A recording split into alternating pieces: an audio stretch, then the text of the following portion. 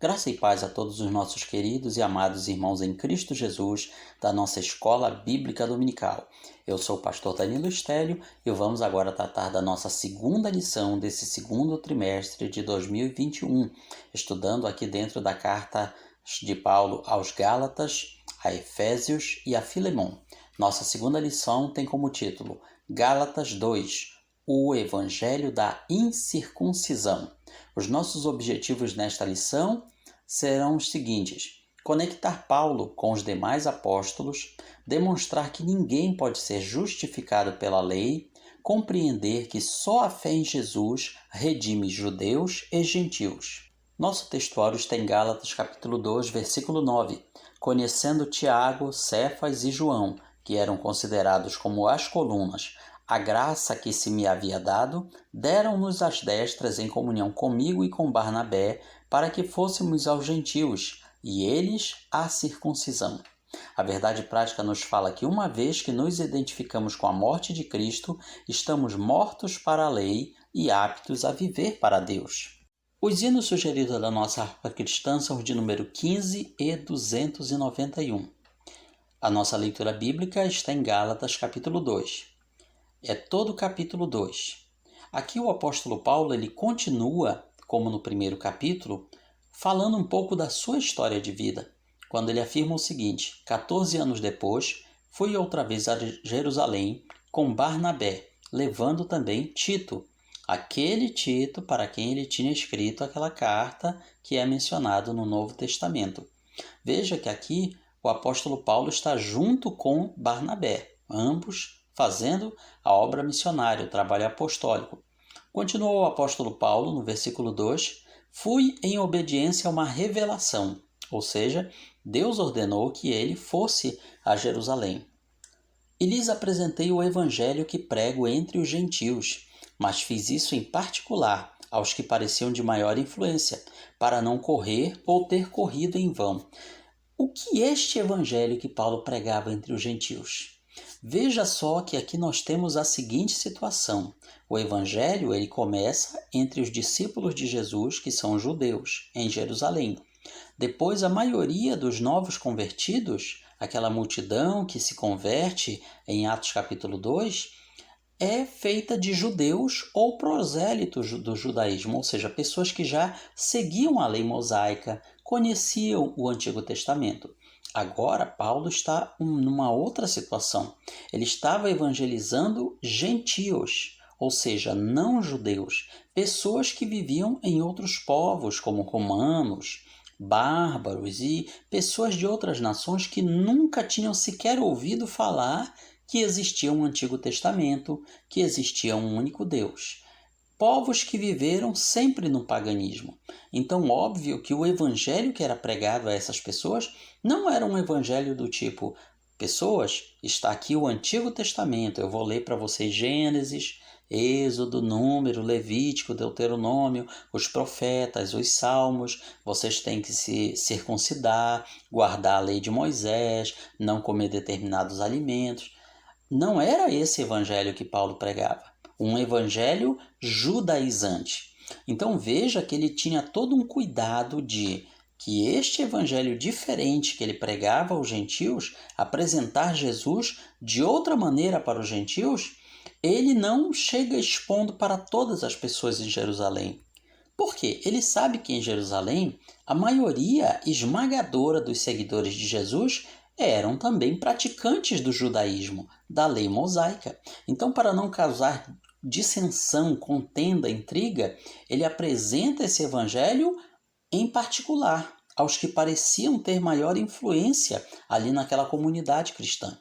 No versículo 13 ele declara: nem mesmo Tito, que estava comigo, sendo grego, foi obrigado a submeter-se à circuncisão. Então, o que é este grego? É uma palavra que quer dizer gentil, ou seja, pessoa que não é do povo israelita. E isto, continua Paulo no versículo 4, surgiu por causa dos falsos irmãos que se haviam infiltrado para espreitar a liberdade que temos em Cristo Jesus e nos reduzir à escravidão. O que quer dizer isso? Quer dizer que no meio dos cristãos ali em Jerusalém, que era onde Paulo estava, 14 anos depois, como ele fala no versículo 1, veja que havia aquelas pessoas que seguiam o judaísmo de forma feroz, de forma tenaz mesmo, e diziam que todo mundo tinha que seguir o judaísmo, mesmo aceitando a Cristo como seu Senhor e Salvador. A esses, continua Paulo no versículo 5, não nos submetemos por um instante sequer, para que a verdade do Evangelho permanecesse entre vocês. Então veja que em momento algum Paulo abre mão da liberdade dada em Cristo. Que liberdade é essa? Quer dizer que o cristão pode fazer o que bem quiser, de acordo com o que vier na sua cabeça? Não. Paulo está falando aqui a liberdade de não ser mais necessário guardar a lei mosaica. No versículo 6, quanto àqueles que pareciam ser alguma coisa, o que eles foram no passado não me interessa. Deus não aceita a aparência do homem? Esses, digo, que pareciam ser de maior influência, nada me acrescentavam. Aqui, o apóstolo Paulo ele não cita nomes, mas ele está falando de pessoas que eram influências, eram líderes da comunidade cristã em Jerusalém, mas que Paulo não abaixa a cabeça para eles, ele não se submete ao que seria uma suposta autoridade maior pelo fato de serem pessoas de renome entre os cristãos ou pessoas mais antigas na fé. Então veja que nem sempre há muita idade ou muito tempo de crente, de seguidor do evangelho, nem sempre isso é uma autoridade final. Dá uma certa autoridade, mas veja que aqui nesse caso específico o apóstolo Paulo ele não cede para essas pessoas, porque com todas as suas boas intenções, essas pessoas estavam erradas em querer que os gentios guardassem a lei mosaica assim como os judeus. No versículo 7 ele diz, pelo contrário, quando viram que me havia sido confiado o evangelho da incircuncisão, assim como a Pedro foi confiado o evangelho da circuncisão, pois aquele que operou eficazmente em Pedro para o apostolado da circuncisão, também operou eficazmente em mim para com os gentios. O que significa isso?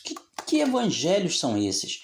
Como é que no versículo 1 de Gálatas, o apóstolo Paulo fala sobre um outro evangelho e aqui ele está falando sobre dois evangelhos? Calma lá, vamos explicar.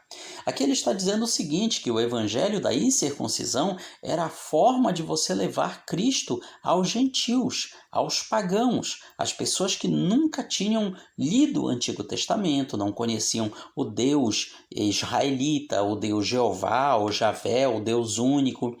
Então esse era o evangelho da incircuncisão. E o que é este evangelho da circuncisão, que ele menciona ligado ao apóstolo Pedro? É a forma de você levar o evangelho aos judeus, aqueles que conheciam a Torá, a lei de Moisés, os profetas, os salmos, o Antigo Testamento. Então veja que a forma de você trabalhar com o grupo dos judeus, ele chama aqui de evangelho da circuncisão. E evangelho da incircuncisão, a maneira de você levar Cristo aos não-judeus. No versículo 9, ele fala ainda, quando reconheceram a graça que me foi dada, Tiago, Cefas, lembrando que Cefas é o mesmo Pedro, e João, que eram reputados colunas, ou seja, eles eram as lideranças da igreja em Jerusalém, estenderam a mim e a Barnabé a mão direita da comunhão, ou as destras da comunhão. O que quer dizer isso? É uma figura de linguagem dizendo, olha, Tiago, Pedro e João, que eram os líderes da igreja em Jerusalém, eles nos colocaram em comunhão. Eles ficaram junto conosco, a fim de que nós fôssemos para os gentios e eles fossem para a circuncisão. Significa que, após analisar todo o ministério do apóstolo Paulo juntamente com Barnabé, lembremos que até então Paulo e Barnabé já tinham feito pelo menos uma ou duas viagens missionárias. Os apóstolos Tiago, Pedro e João disseram, vamos continuar dessa maneira. Nós, Pedro, Tiago, João e os demais apóstolos, vamos continuar trabalhando com os judeus. E vocês vão para os gentios, porque são dois grupos diferentes em que precisa trabalhar de forma diferente. Versículo 10. Somente recomendaram que nos lembrássemos dos pobres, o que também me esforcei por fazer. Ou seja, para não esquecer o trabalho assistencial, que também é parte do trabalho da igreja. Quando, porém, Cefas veio a Antioquia, resisti-lhe face a face, porque havia se tornado repreensível. De fato, antes de chegarem alguns da parte de Tiago, ele comia com os gentios. Quando, porém, chegaram, começou a afastar-se e, por fim, separou-se, temendo os da circuncisão. Vamos esclarecer o que foi isso. Qual foi, afinal de contas, essa contenda que teve entre Paulo e Pedro, que aqui é chamado de Cefas, que era o seu nome aramaico.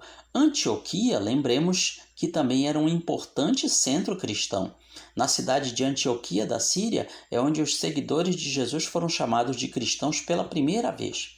Por que Paulo repreendeu a Pedro? Aconteceu o seguinte: Pedro, ele se juntava, ele se reunia com os irmãos que não eram gentios, comia com eles. Para nós, hoje, 2000 anos depois, sentar à mesa para comer com pessoas que não são da mesma etnia, da mesma religião nossa, parece algo comum, mas há 2000 anos atrás era muito diferente. Os judeus ortodoxos, seguidores da lei, eles nem sequer sentavam para comer na mesma mesa com os gentios, ainda que esses fossem cristãos. Então, o que Paulo censura em Pedro? Pedro, antes de chegarem alguns da parte de Tiago. Por que Tiago é mencionado aqui? Veja que este Tiago não é o irmão de João. Aqui este Tiago é irmão de Jesus e é um dos líderes da igreja em Jerusalém. Aconteceu o seguinte: alguns irmãos foram enviados de Jerusalém, a mando de Tiago, à cidade de Antioquia, para ver como estava o trabalho cristão ali.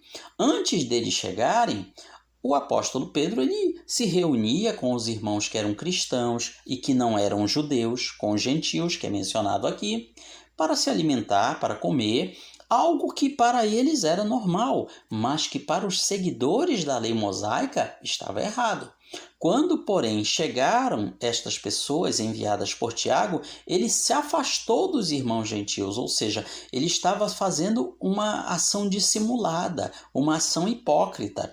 Ele não queria que pensassem mal dele, de Pedro, pelo fato dele estar se alimentando junto com os irmãos cristãos gentios.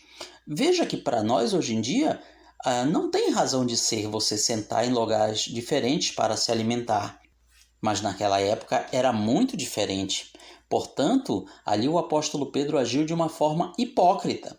E o apóstolo Paulo ele escreve aqui no versículo 13: também os demais judeus se fizeram hipócritas juntamente com ele, com Pedro, a ponto de o próprio Barnabé ter se deixado levar pela hipocrisia deles. Hipocrisia ou dissimulação. Por que eles estavam sendo hipócritas?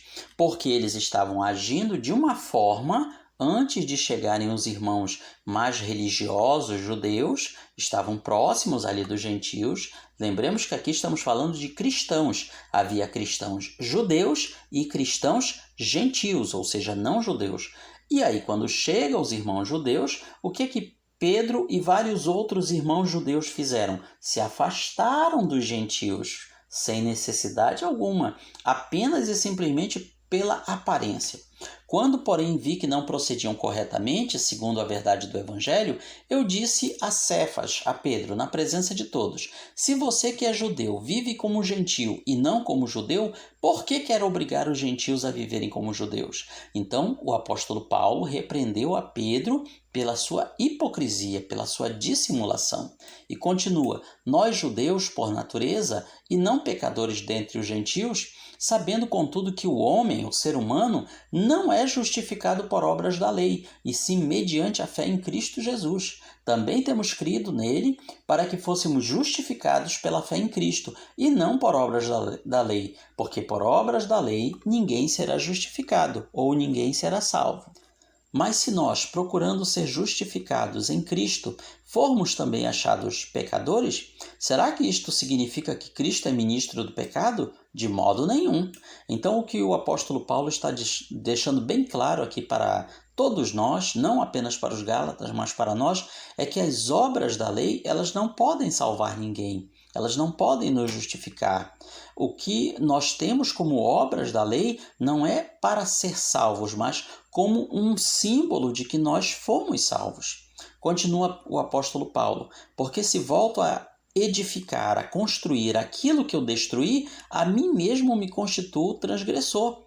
Ou seja, se eu volto a fazer aquilo que eu estou dizendo que não é para fazer, eu estou criando uma regra e estou quebrando ela. É isso que Paulo está querendo dizer aqui. Porque eu, mediante a própria lei, morri para a lei, a fim de viver para Deus. Estou crucificado com Cristo. Logo, já não sou eu quem vive, mas Cristo vive em mim. E esse viver que agora tenho na carne, vivo pela fé no Filho de Deus, que me amou e se entregou por mim. Esta linda declaração, tocante declaração de Paulo, mostra que a lei ela já esgotou a sua necessidade. Quando estamos falando de lei, estamos falando aqui da lei mosaica, que não era só os 10 mandamentos, como muitos dizem por aí. A lei mosaica ela tinha 613 preceitos, envolvendo alimentação, envolvendo cerimônias, rituais, era muita coisa. Então, o que o apóstolo Paulo está dizendo, a lei foi superada, ficou para trás. Agora Cristo vive em mim e a vida que eu tenho que levar agora é através de Cristo.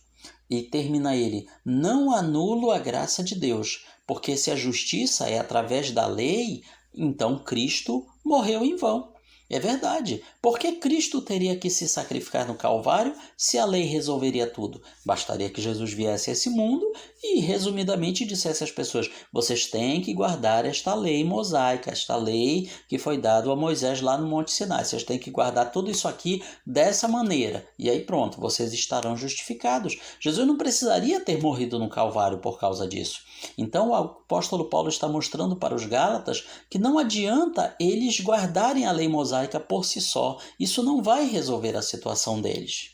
A introdução do nosso comentário fala o seguinte: Paulo volta a defender seu apostolado, tendo um acalorado embate com os judaizantes, ou seja, aqueles cristãos que seguiam o judaísmo e achavam que todo mundo tinha que seguir, e recebendo o reconhecimento dos apóstolos em sua missão entre os gentios. Fica definido que a circuncisão não deve ser imposta aos não-judeus convertidos à fé cristã.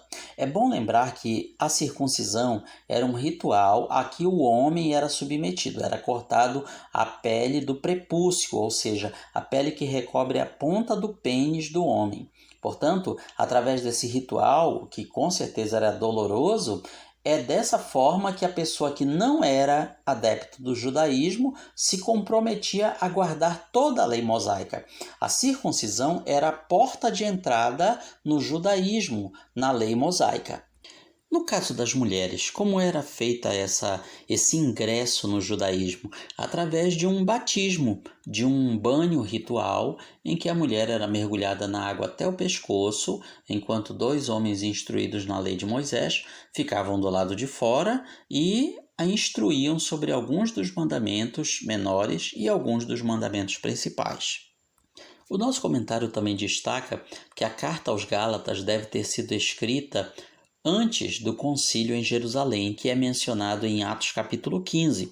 É bom também que façamos uma leitura desse texto de Atos 15, pois ali mostra como foi uma grande contenda dentro da comunidade cristã, da igreja em Jerusalém, para decidir o seguinte: os gentios que se convertem ao evangelho, eles precisam se circuncidar e guardar a lei de Moisés? A conclusão foi que não precisam.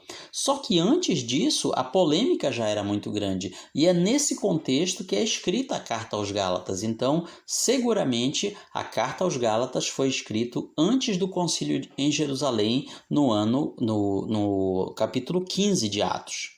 O primeiro tópico fala sobre a defesa do evangelho em Jerusalém. Tanto a chamada de Paulo quanto sua nomeação vieram do próprio Deus, e devido às investidas dos legalistas, ou seja, dos judaizantes, daqueles que diziam que os gentios tinham que guardar a lei de Moisés, ele precisa ir a Jerusalém justamente para resolver esta questão.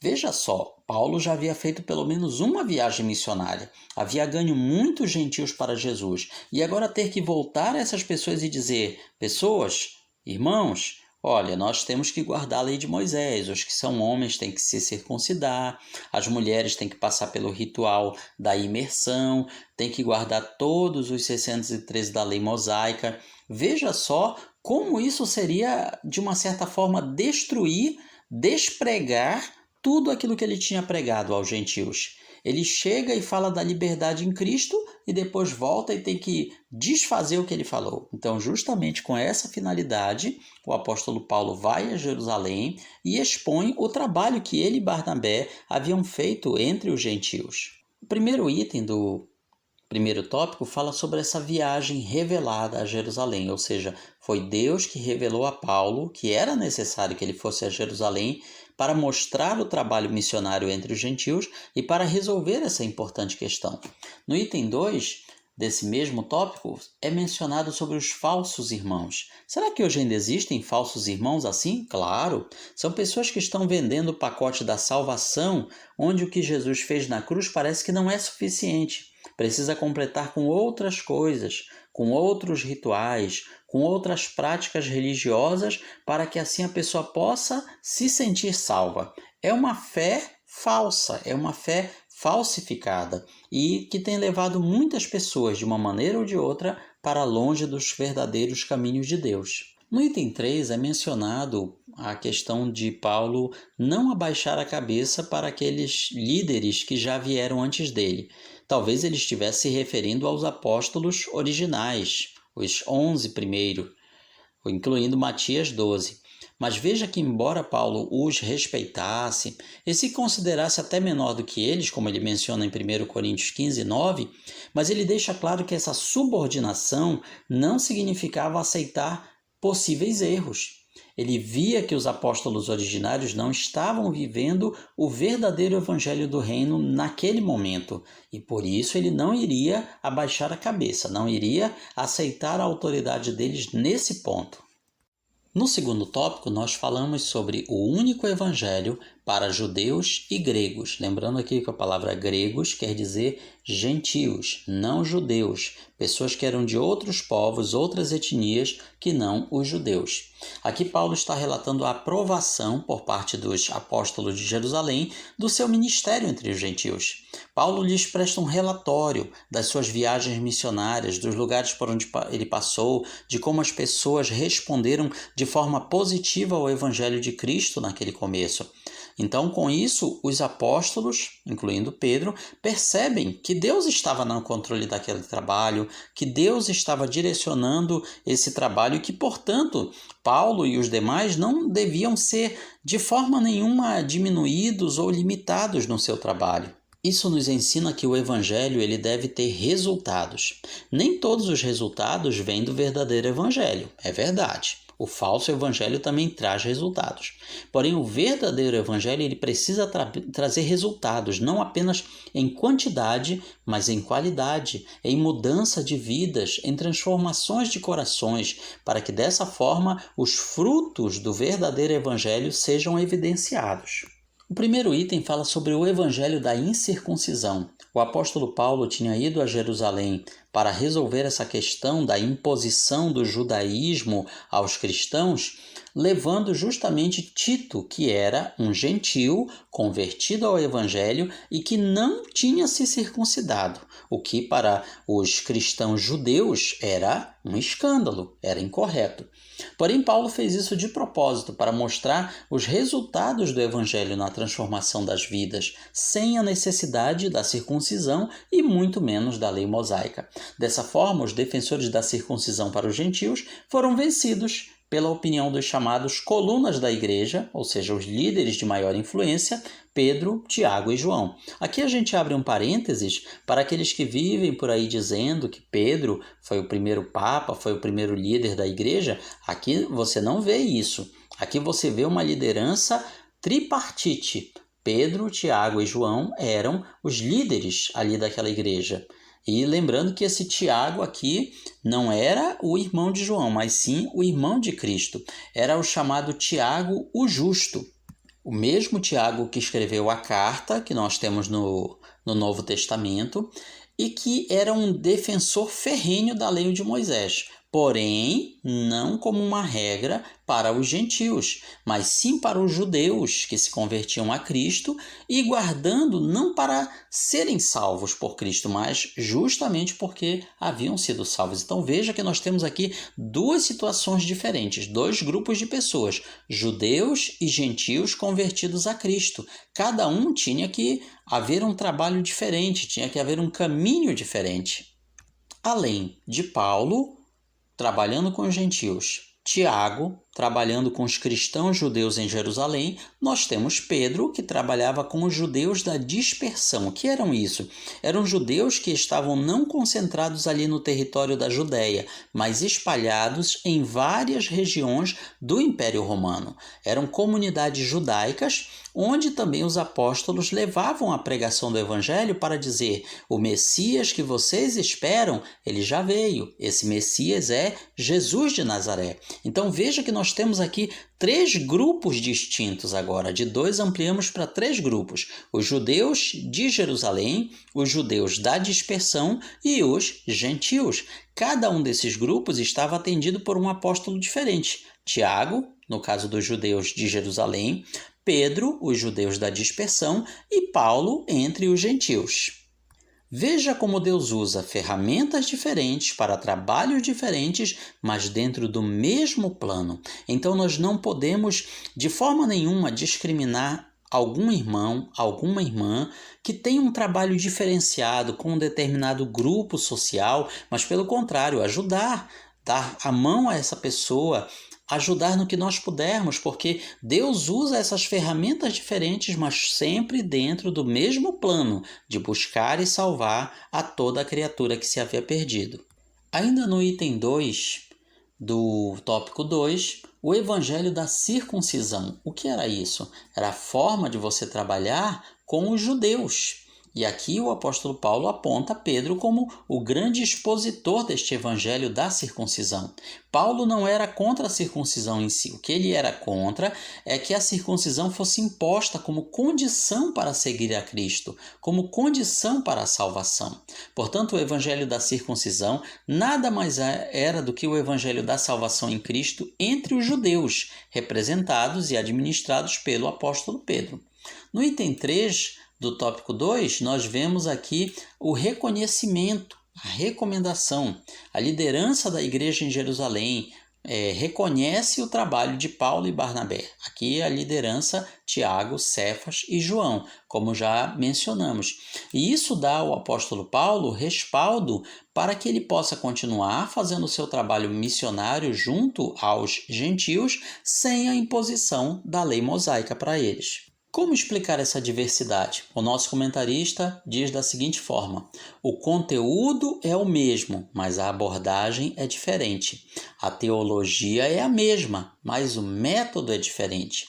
E aqui temos uma citação de Adolf Paul, que sintetiza: um novo grupo-alvo da proclamação demanda diferente apresentação, diferente ênfase e diferente concentração. Assim também nos dias de hoje, os grupos sociais são cada vez mais diversificados. As tribos urbanas são muito diferentes do que eram há 30, 40, 50 anos atrás. Então a maneira de levarmos Cristo a esses grupos, de levarmos Jesus a eles, precisa mudar muitas vezes. A teologia sendo a mesma, mas a maneira de levar Cristo a essas pessoas é que deve se adaptar. Existem grupos que nós ainda podemos evangelizar de uma maneira tradicional, entregando um folheto, uma literatura, fazendo um culto numa praça, indo evangelizar de casa em casa, mas outros grupos sociais fogem desses métodos, fogem dessas teologias e precisam ser alcançados de outras formas para serem ganhos para Cristo. Ao final, o apóstolo Paulo foi vitorioso, porque a liderança da igreja de Jerusalém bate o martelo e diz assim: Paulo, Pode continuar fazendo o seu trabalho entre os gentios como você vai fazendo até agora. Não precisa impor aos gentios a circuncisão, recomendando também que nos lembrássemos dos pobres, escreve Paulo. Isso porque o mesmo evangelho que liberta do pecado também assiste os necessitados. Não há conflito entre fé e obras. Não há conflito entre evangelização e ação social. Isso faz parte do trabalho da igreja. Mas lembrando sempre, a igreja ela não pode substituir o Estado, como muitos vêm falando por aí. A tarefa da igreja de ajudar os necessitados é uma obrigação moral, não uma obrigação legal, como é no caso do Estado. Existem muitas pessoas que estão por aí abrindo a boca para falar das igrejas, dando a entender que as igrejas tinham que assumir toda a responsabilidade pelos menos validos, pelos mais necessitados. Mas não é assim. Porque o Estado, a quem nós sustentamos com os nossos impostos, ele também tem a obrigação legal de ajudar os mais carentes. E aí chegamos ao terceiro tópico, onde temos Paulo resiste a Pedro. Esse embate entre esses dois grandes homens de Deus foi motivado não por discussões teológicas, não por discussões doutrinárias, mas simplesmente pela conduta do apóstolo Pedro. Como já mencionamos antes, Pedro estava sendo inconstante. Por quê? Antes de chegarem os irmãos judeus, legalistas, judaizantes, ele se comportava de uma maneira. E depois que eles chegaram ali na cidade de Antioquia, onde se encontravam, ele muda a sua forma de proceder. Ele deixa de se aproximar dos irmãos que eram cristãos, porém eram gentios. Que lições podemos tirar desse episódio? Primeiro, o evangelho é superior aos conceitos e figuras humanos. Segundo, o ato de Pedro mostra que todos somos falhos, não importa qual seja a nossa posição hierárquica, eclesiástica no reino de Deus, todos somos passíveis de falhas. Todos podemos cair, e quando a gente fala de cair, não estamos falando somente dos pecados da área sexual, como muita gente imagina, cair em adultério, cair na prostituição, quedas no sentido de você errar em coisas graves no seu comportamento cristão. Veja que o apóstolo Pedro aqui ele não estava desviado, ele não foi disciplinado, ele não foi excomungado pela igreja, porém a sua conduta mostrava hipocrisia. Devemos tomar muito cuidado com nossas condutas. Nem sempre nós percebemos logo no começo como estamos agindo de forma errada. Por isso, devemos sempre buscar a orientação de Deus, a direção do Espírito Santo, para que as nossas condutas dentro e fora da igreja sejam condutas corretas do ponto de vista cristão. E qual o resultado dessa repreensão do apóstolo Paulo a Pedro? Eles ficaram de mal à morte dali para frente? Eles ficaram ofendidos um com o outro? De forma nenhuma. O apóstolo Pedro foi repreendido, não se sentiu ofendido, não se sentiu diminuído por causa da repreensão. Pelo contrário, acertou sua conduta e se associou com Paulo em defesa do evangelho no encontro em Jerusalém. A humildade de Pedro em acolher a repreensão de Paulo não destruiu a autoridade dele e não apagou o brilho do seu ministério. Muitos anos depois, você vai encontrar uma das suas cartas, ele mencionando Paulo como o nosso amado irmão Paulo. Não ficou nenhuma cisânia, nenhum rancor, nenhuma raiz de amargura na vida do apóstolo Pedro por causa desse episódio.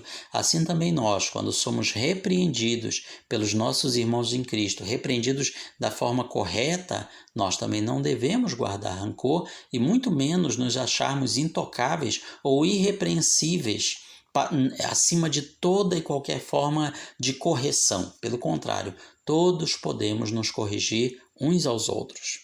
No terceiro tópico, item 2, fala que ninguém é justificado pela lei. Ou seja, a lei ela não vai servir para salvar ninguém.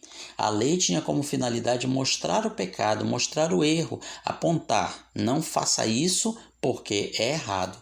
Mas a lei não pode salvar ninguém. Para salvar, precisa haver Cristo Jesus. Veja que isso era algo inédito no pensamento judaico, porque o judaísmo daquela época, ele não tinha o conceito de salvação. Aliás, até onde eu sei, até hoje não tem esse conceito de que você precisa de um Messias para ser salvo. A ideia de salvação no judaísmo daquela época e no de hoje é bem diferente da ideia cristã de salvação. No item 3, tópico 3, fala de estar crucificado com Cristo. O que significa isso? A crucificação, ela era não apenas uma tortura, ela era a morte. A pessoa crucificada não voltava mais para o mundo dos vivos. A pessoa crucificada, ela morria, ela acabava. Então, quando fala de estar crucificado com Cristo, é uma maneira de dizer que temos que morrer para nós mesmos para podermos viver para Deus. Morrer no sentido de que nossos desejos, nossos anseios, nossas vontades, nossa personalidade, eles precisam ser mortos, precisam ser submetidos a Cristo para que assim possamos viver. Nós não podemos ter duas vidas dentro de nós. Nós não podemos querer viver de uma forma que nos agrade e ao mesmo tempo queremos viver de uma forma que agrade a Cristo. Ou nós vivemos da forma como queremos e assim estaremos excluindo a vida de Cristo. Ou nós renunciamos à nossa vida espiritualmente falando, e abrimos a nosso ser para que Cristo viva em nós. Veja que aqui não estamos falando só de vida física. Pouca gente sabe ou lembra, mas na língua grega que foi escrito o Novo Testamento, existem duas palavras para vida. Uma primeira palavra é bios, é de onde vem biologia, se refere ao quê? À vida física. A vida física que um dia vai terminar, uma hora ela termina.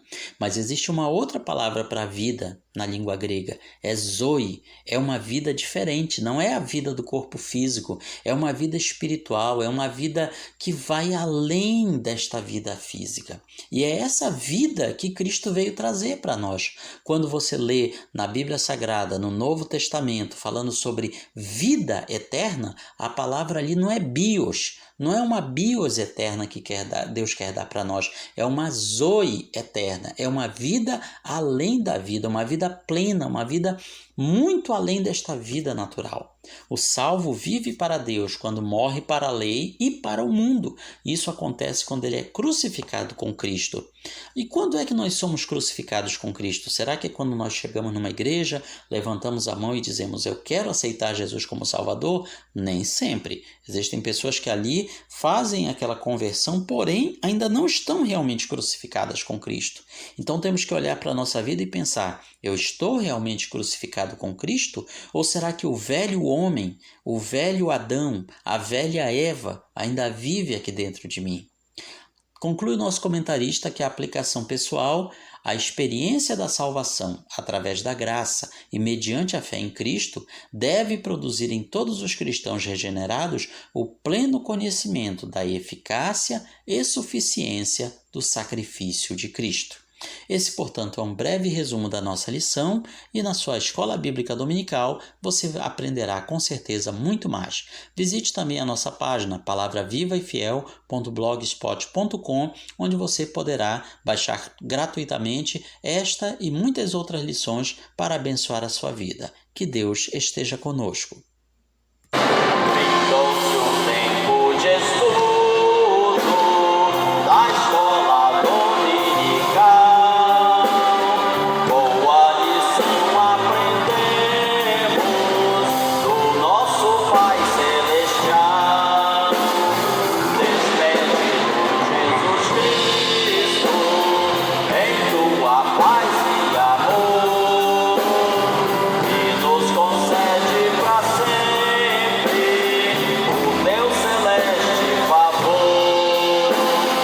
Aos visitantes e amigos.